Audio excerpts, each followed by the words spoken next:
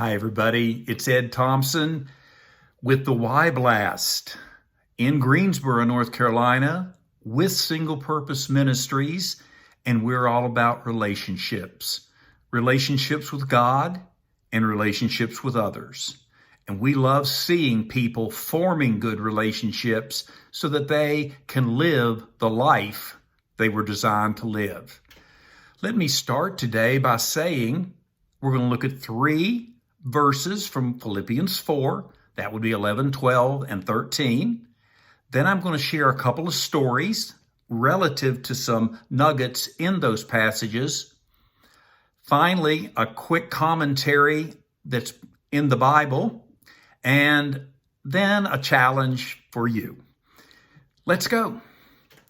Paul writes in verse 11, 12, and 13 of Philippians 4, "Not that I speak from want, for I've learned to be content in whatever circumstances I am. I know how to get along with humble means, and I also know how to live in prosperity. In any and every circumstance, I have learned the secret of being filled and going hungry, both of having an abundance and suffering need. I can do all things through Christ who strengthens me."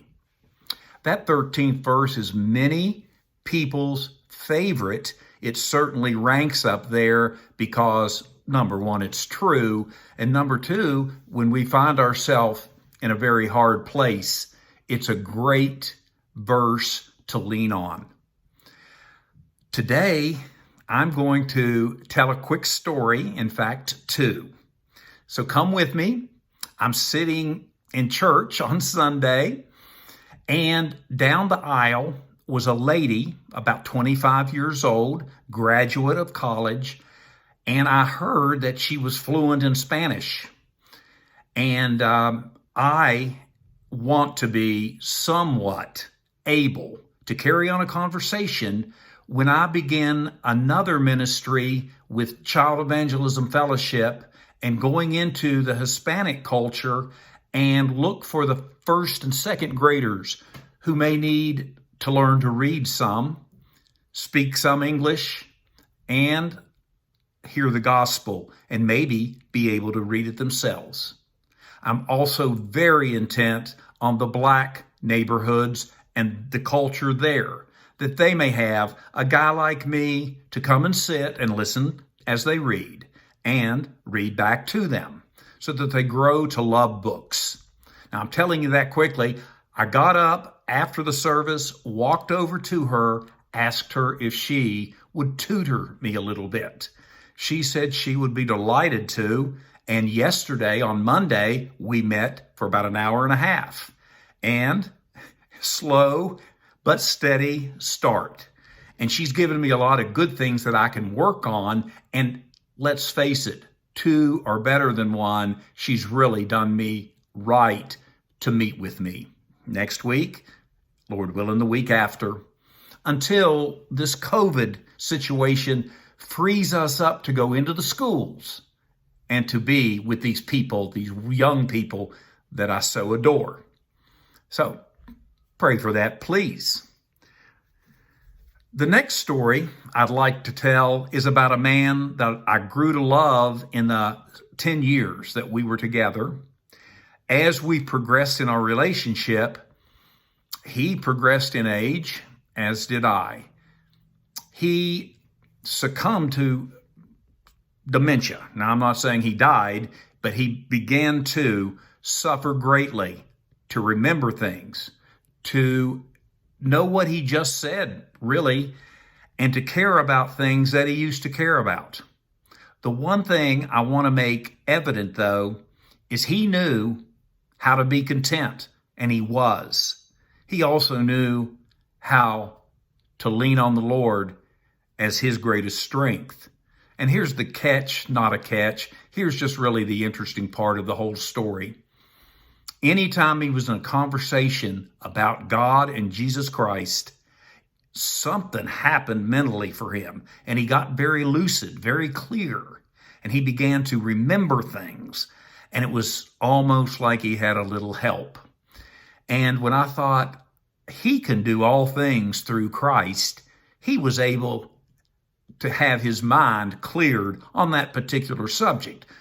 I'm not saying any more than that, except he leaned on the verses that we just heard.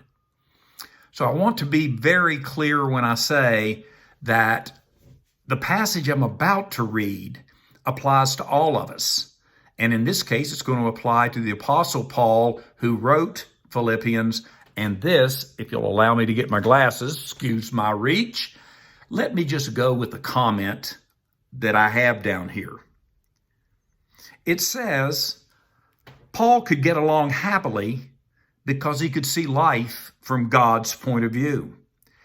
He was focused on what he was supposed to do, not what he wanted or thought he needed. He had his priorities straight, and he was grateful for everything that God had given him. Paul had detached himself from the temporal non-essentials of this world and began to grasp only the eternal things. You know, often we desire to grasp for possessions and temporal things to fill up different holes or voids inside our lives. It rarely ever works out well. God is there, and he's the one who can and does fill people's lives. And I'm here to encourage you today when I ask you this question: to what do you draw near to when you're feeling empty? And how do you find true contentment? Just think about those things. You draw to what when you're hurting, and what makes you content? Well, I finish up with one sentence. The answer lies in your perspective, your priorities, and the power with which you plug into. Folks, I am so thankful to be with you today. Think on these things, and let me leave you with next week's heading and subject, because it's another brain teaser in a way. It is for me. The question really is, what makes you, and how do you deal with ambivalence? Now, ambivalence is a word. Look it up. I kind of know what it is, and so do you. But what makes you ambivalent? What are the things in your life that you're ambivalent to? We're going to really go at that next week. It has to do with relationship, connection, discipling, and thank you that, Lord willing, you'll be here next week. I finish with this. Hasta la vista. Take care.